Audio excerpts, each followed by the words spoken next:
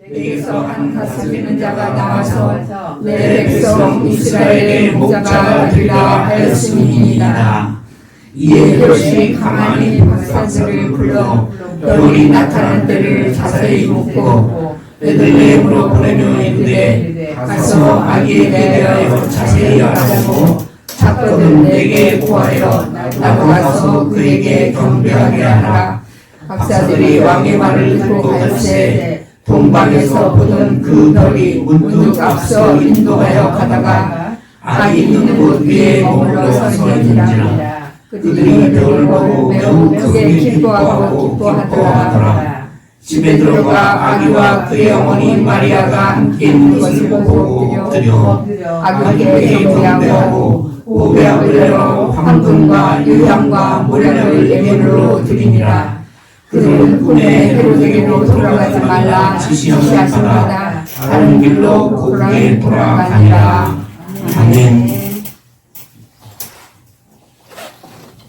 주일학교 아이들도 그렇고 교회 다니는 사람들도 그렇지 않은 사람도 동방박사를 모르는 사람은 없어요. 동방박사. 근데 사실은 성경에는 그 사람들이 이름도 나와 있지 않고 직업도 나와 있지 않아요. 그냥 박사라고만 해요. 이 동방박사가 아기 예수께 경배한 이야기는 우리가 12절 마지막 절에 보면 이런 얘기가 있어요. 꿈에 헤롯에게로 돌아가지 말라 지시하심을 받아 그랬거든요. 누가 지시했다는 거예요? 꿈에 헤롯 왕에게로 돌아가지 말라 지시하심을 받아. 누가 지시했다는 거예요? 하나님 지시하심. 그러니까 모든 성경에 나오는 사건들이 그렇지만 이 동방박사 사건도 하나님의 뜻 가운데서 하나님께서 만든 사건이죠. 하나님께서 동방에 있는 박사들을 아기 예수께로 보내셨다 이 말이에요. 왜 아기 예수께 보내셨을까?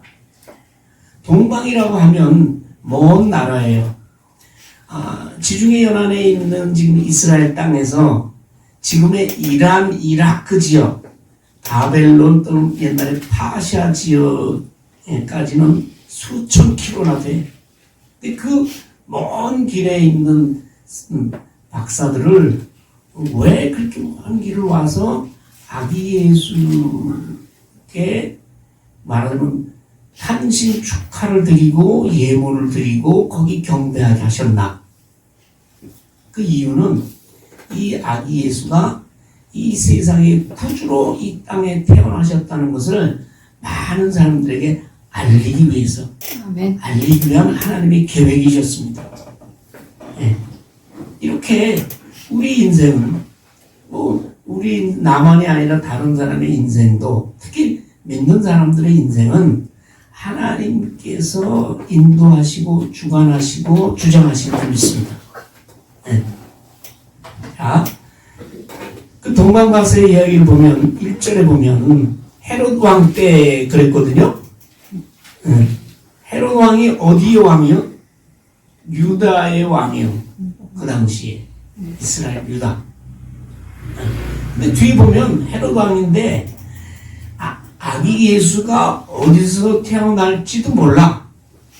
이 아기 예수의 이 탄생에 관한 예언은 미가서에 보면 아기 예수가 메시아가 베들레헴에서 태어난다라고 이렇게 나와 있거든요. 근데 왕은 그걸 모른다고. 왜 그럴까?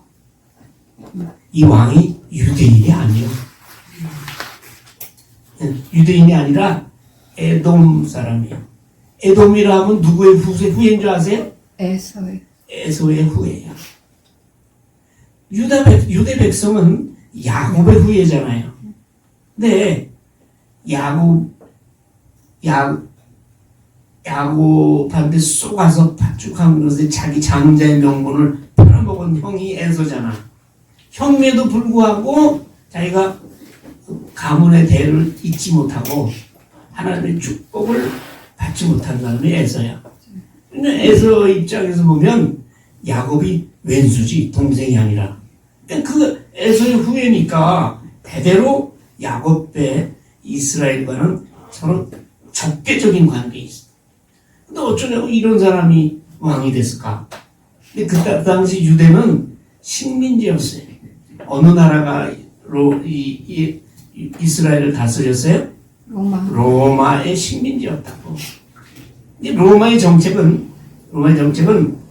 자기가 자기의 식민지에 자기네 사람을 보내서 다스리는 게 아니고 그 나라의 사람 중에 왕을 뽑아서 대신 다스리게 해. 물론 그것이 잘 안 될 경우에는 총독을 보내서 직접 다스릴 때도 있죠. 그래서 유다에는 로마가 보낸 총독도 있었어요. 예수님 당시 유대 총독은 누구죠? 사도신경 할 때 외우잖아. 응? 빌라도. 특별한 총독도 있지만 원칙적으로는 그 나라 사람을 뽑아서 왕으로 세우는 거예요. 근데 이 헤롯 왕이 대단한 모략가고 대단한 그 정치적인 그 머리가 뛰어나가지고 로마 정부한테 잘 붙어가지고 로마 정부 왕실의 눈에 들어서 유대인이 아닌데도 그 사람이 왕이 된 거야. 헤롯 왕. 근데 이 헤롯 왕은 굉장히 잔인한 사람이에요. 그리고 정신적으로 문제가 있는 사람이에요. 의심이 많아. 의심 많은 사람이 머리 아픈 거요. 믿질 못해. 그래가지고 자기 그 왕이 오른 다음에 다른 사람을 의심하고 심지어 자기 아내까지도 죽이고 두 아들도 죽이고 그런 잔인한 사람이에요. 우리가 읽진 않았지만 나중에 보면 아기 예수를 죽이려고 하다가 그것이 실패하니까 예수님이 탄생할 때를 기준으로 해서 2살 아래 아기들을 베들레헴에 있는 아기들을 다 죽여버렸다고. 그렇게 아주 잔혹한 사람이에요. 헤롯이. 그런가 하면 헤롯은 종교의 자유를 허락했어. 왜냐하면 자기가 유대인이 아니니까 약점이 있잖아요. 그러니까 유대인들이 하나님을 섬기는 그런 신앙의 자유, 종교의 자유를 허락하고 또 그 당시에도 성전이 있었거든요. 그때 성전은 작고 초라하고 보잘것 없었어. 그러면 유대교의 성전은 맨 처음 지은 사람은 누구예요? 왕인데 솔로몬 왕이거든.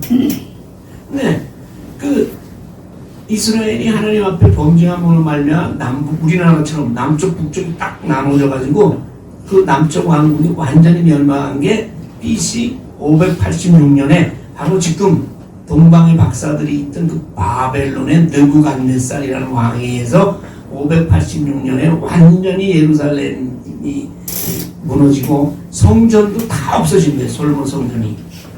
그런데 70년 후에 바벨론이 무너지고 페르시아 파사 왕 고레스가 나타나서 이스라엘 포로로 많은 사람들이 바벨론으로 잡혀갔는데 너희들 이스라엘 땅으로 돌아가도 좋다. 그렇게 칙령을 발표했거든요. 그래서 많은 포로들이 다시 이스라엘 땅에 와보니 성전이 다 불타버렸잖아. 없어졌어. 그래서 그때 수룹바벨이라는 사람이 성전을 다시 세웁니다. 그것이 BC 515년경. 그러니까 이스라엘이 망한 다음에 70년 동안 포로 생활을 했다가 다시 귀환했다는 얘기, 이 성전, 제2의 성전이 지어질 때로 말하는 거예요. 그래서 500년 동안 그 작고 초라한 성전이 있었는데 이 헤롯 왕이 유대인들에게 환심을 살라고, 자기 유대인이 아니니까 그 성전을 다시 증축하기 시작했어요.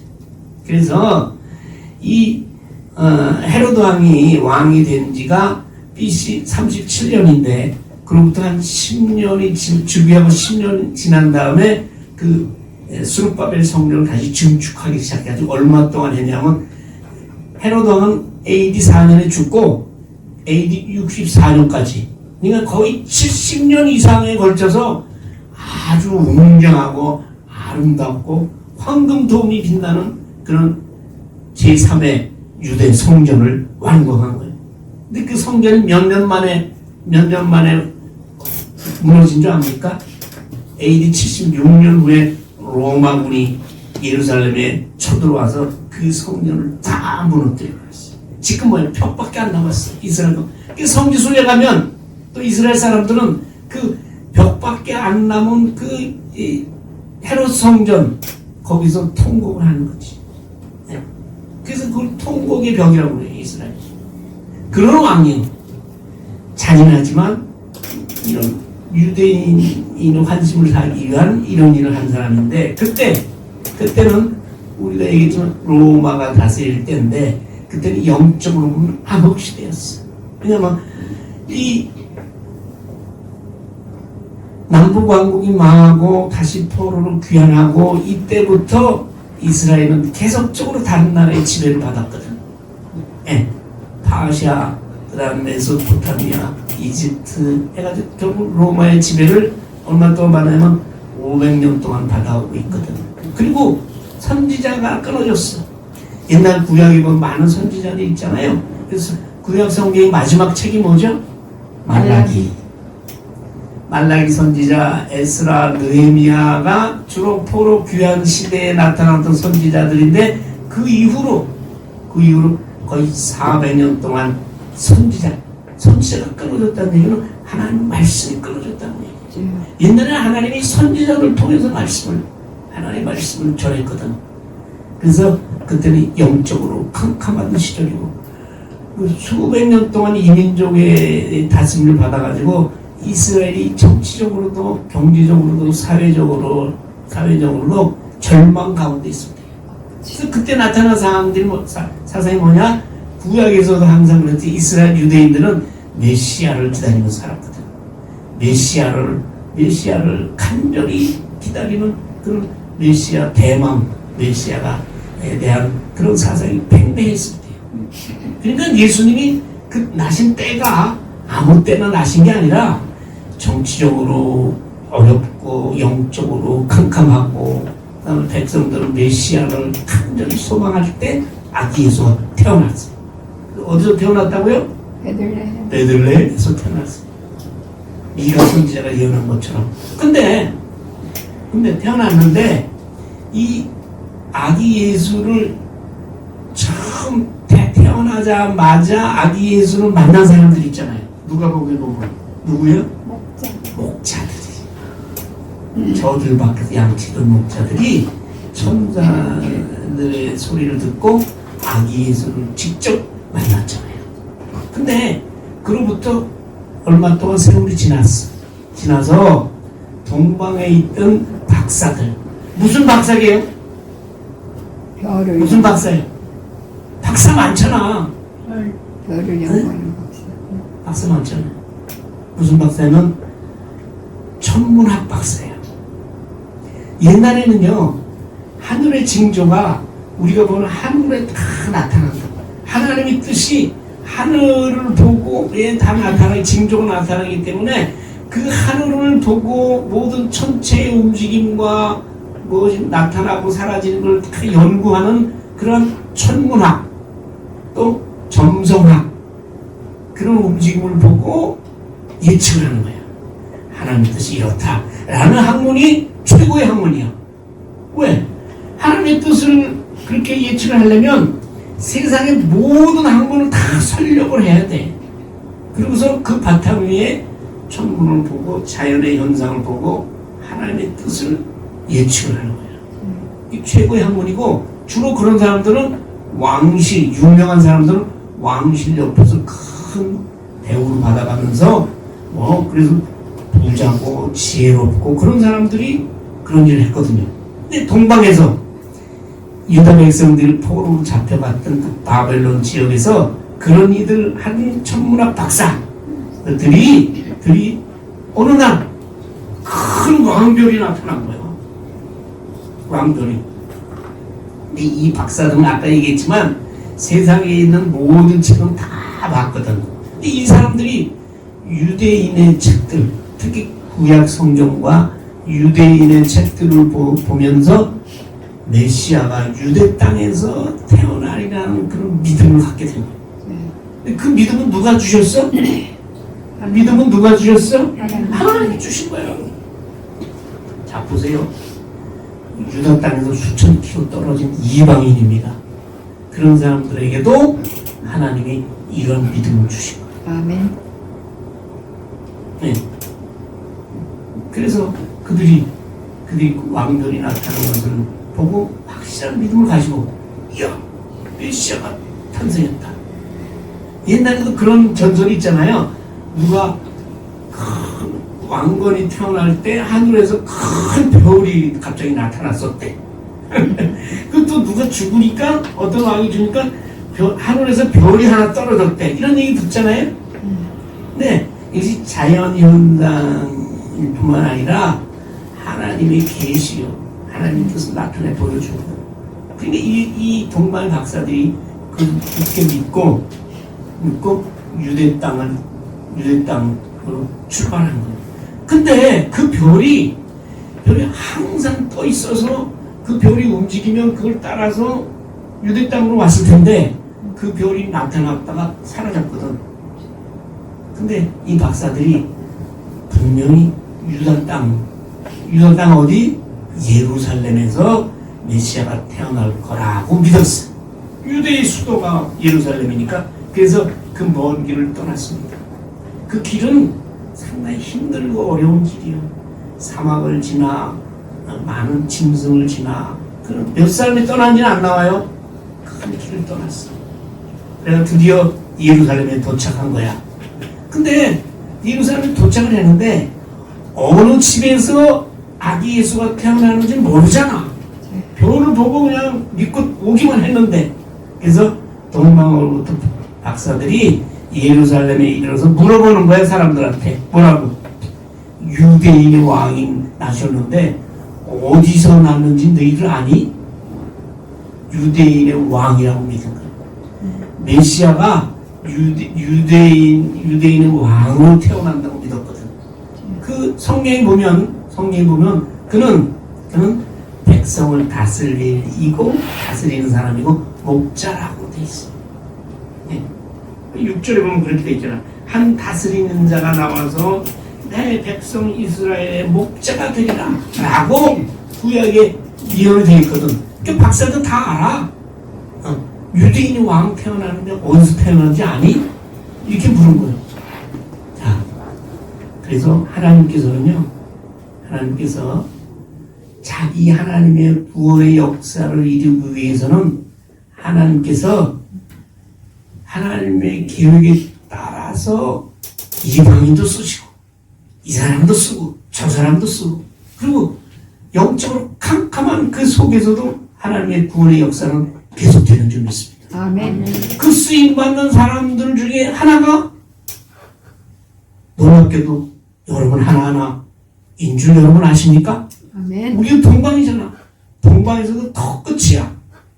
끝에 있는 우리나라에 하나님께서 여러분을 예수 믿게 하고 하나님 믿게 하신 이유, 여러분을 하나님의 구원의 도구로 쓰시기 위한 것을 여러분 믿으시기 바랍니다. 아멘. 동방의 박사들 썼잖아. 글쎄, 유대인도 아니야.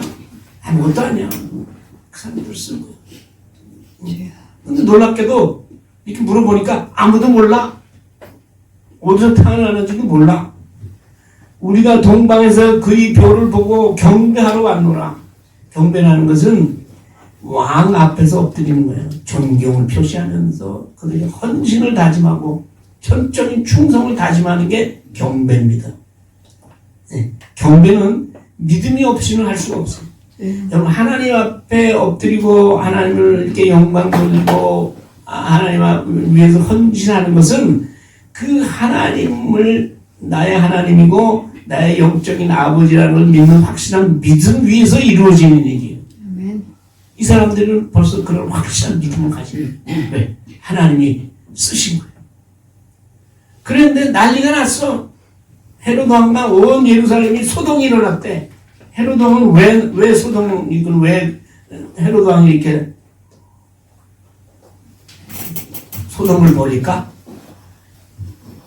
그 당시 유대인이 기다리던 메시아는 정치적인 메시아예요. 우리가 지금 믿는 그런 영적인 영혼을 구원하는 천국으로 인도하는 그런 하나님이 아니고 그 땅에 하나님의 나라를 다윗 왕국을 회복시킬 메시아라고 믿었거든. 그래서 예수님이 승천하시기 전에 그 제자들이 뭐라고 하냐면 이스라엘을 회복하심이 이때이니까 이렇게 물었다고. 뭐 말하자면 예수는 믿긴 믿는데 이 땅에 하나님의 천국을 이 땅에서 다윗 왕국을 회복시킬 정치적인 메시아를 믿은 거야. 그러니까 메시아가 오면 뭐야? 지금 헤롯 왕은 뭐야? 뭐 완전히 뭐 잡혀서 죽는 거지 뭐. 그 백성들은 뭐야? 특히 가진 사람들, 돈 많고 권력 많은 사람들, 이런 사람들 뭐야? 아이 나라가 뒤집어지는데 다윗 왕 새로운 왕이 메시아가 새로운 왕이 돼가지고 나라가 전부 뒤집어지니까 가진 사람, 배운 사람이 제일 이제 걱정이야. 막 공포에 질린 거야. 그렇잖아요. 요새는 나라가 바뀐다, 대통령이 바뀐다 그러면 옛날에 그 시대의 그 정치권에 기대가지고 뭐 이렇게 했던 사람들이 제일 겁을 먹고 또 재판하고 이러잖아요. 그러니까 헤롯 왕과 예루살렘 백성들이 난리가 난 거야. 메시아가 오면 우리는 다 죽었어. 아마 아는 거야. 소동을 했다. 소동이 일어난 거야. 근데 왕은요, 헤롯 왕은 굉장히 아주 영악한 사람이에요. 네, 그래서 우선 다 끌어모았어. 대제사장, 백성의 서기관, 종교 지도자를 끌어모으고, 야, 나는 모르는데 그리스도가 어디서 난다는 얘기냐? 그래, 모르다.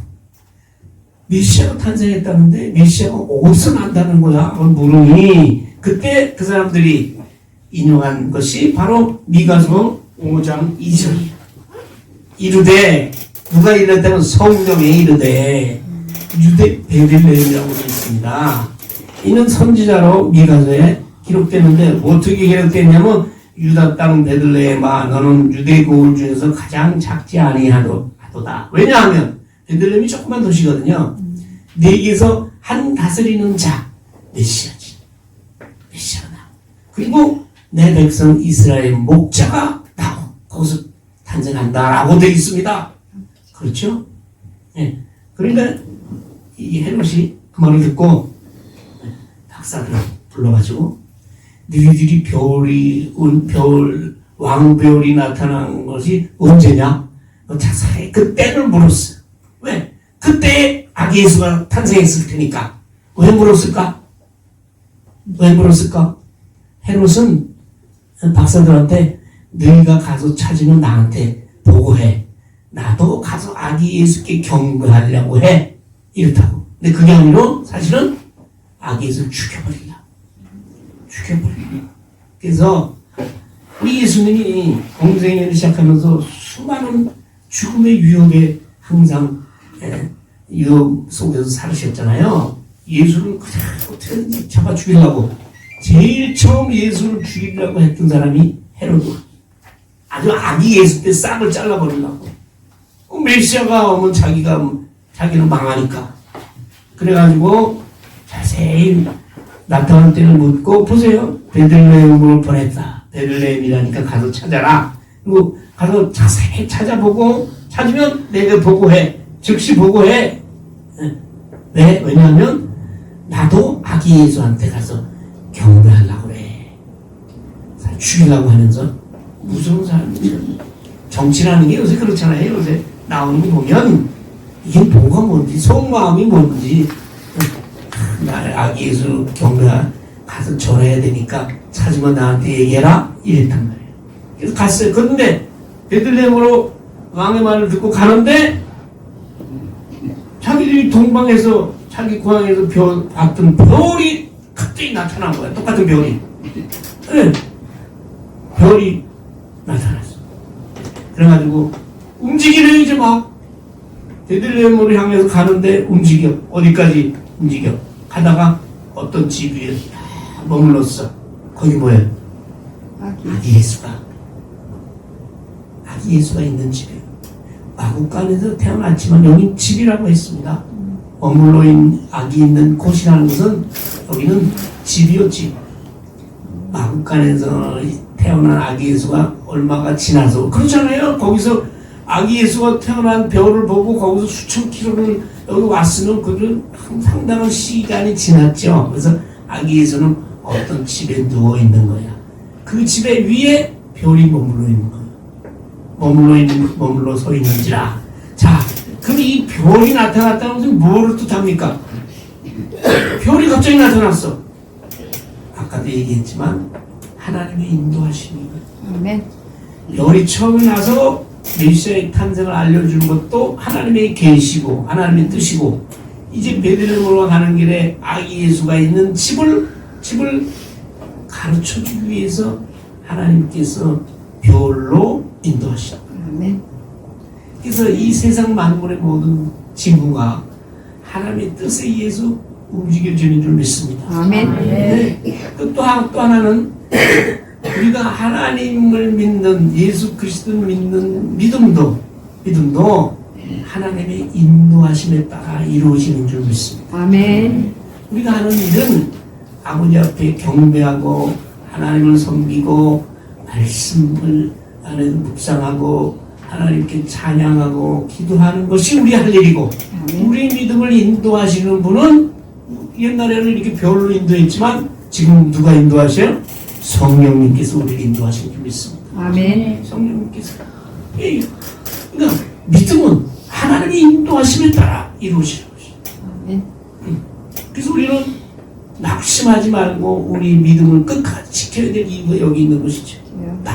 아기 예수 있는 집에 별이, 자, 그들이 별을 보고 기뻐하더라. 이 두 번이나 나오잖아요. 이게 뭐야?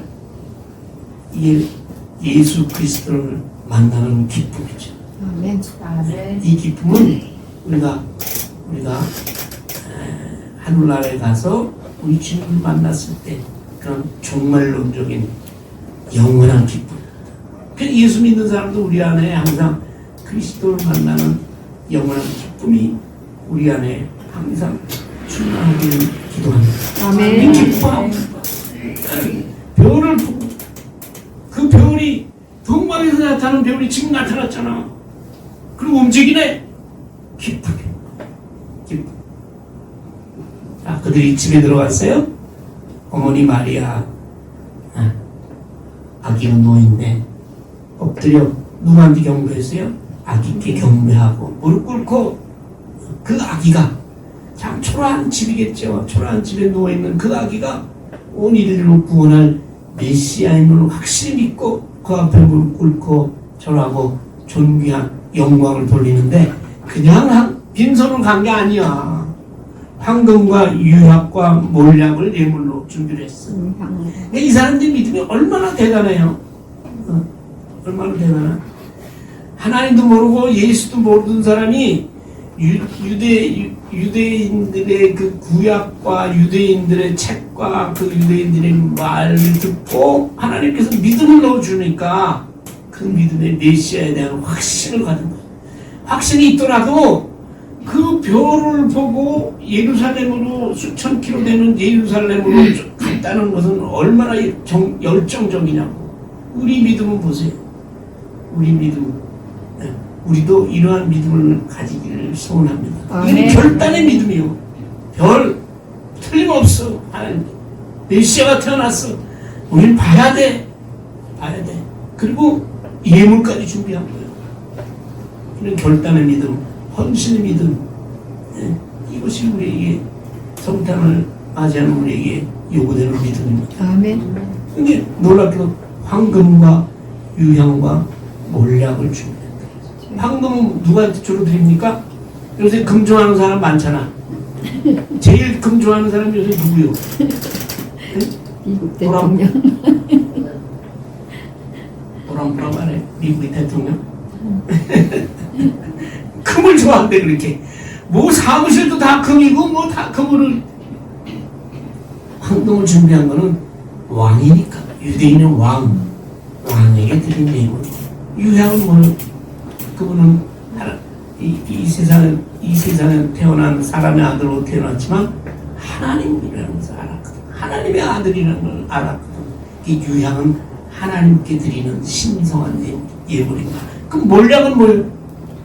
몰약이라는 것은 제일 많이 쓰이는 것은 장례 드리고 그 신체에다 발라주는 그런 향료야, 향료.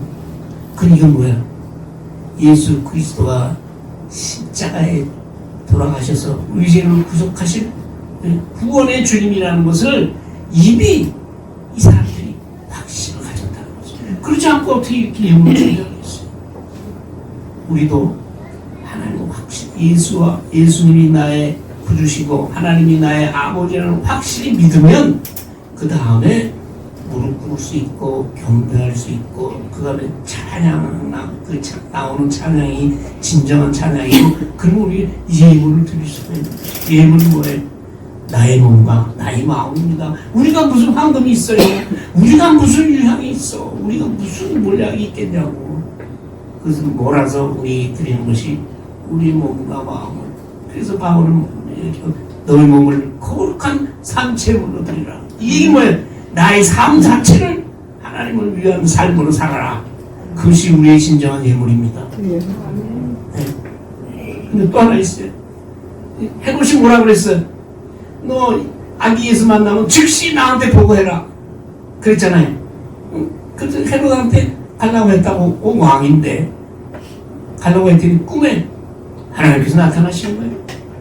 이렇게 졸 때 하나님께서 나타나시는 거예요. 꿈에 나타나서 뭐라 그래? 헤롯아 가지마. 너희 나라로 돌아가라. 아까 처음에 우리가 지난 얘기했지만 이 모든 사건이 하나님이 작정하시고 계획하신 사건입니다. 아기 예수가 메시아로 이 땅에 태어났다는 것을 다 이름 없는 동방에 나 같은 사람을 들어서 그에게 확실한 믿음을 주셔서 전적으로 자기 인생을 걸고 거기를 떠난 거 아니야. 예루살렘에 그 많은 선물을 준비해가지고 그 역할을 이루면 뭐야? 누가 해야 돼? 내가 해야 돼요. 우리 예수가 탄생하셨네. 그분이 메시아야. 그분이 구세주야. 그분이 인류를 구원해. 그분만이 우리를 하늘나라로 인도하시는 그분은 유일한 길이야 라고 우리 보고 외치라는 거지. 여기 동방이요. 예루살렘에서 보면 동방의 작은 박사가 되어서 박사는 확실한 믿음을 가진 사람이 박사예요. 왜? 지혜 박사. 지혜로운 박사가 되어서 이러한 성탄, 아기 예수의 탄생을 지금부터 앞으로 우리 사는 날까지 인생을 걸고 다른 사람들에게 전하는 기쁨으로 전하고 그리고 그러할 때 우리 마음속에 항상 놀라운 은혜와 기쁨과 평강과 축복이 우리와 함께 하실 줄 믿습니다. 아멘. 하나님 감사합니다. 그 먼 길에 있던 동방의 박사들을 사용해서 아기 예수의 메시아 되심을 세상에 드러나게 하신 하나님의 뜻이 오늘 우리 가운데 임하시기를 소원합니다.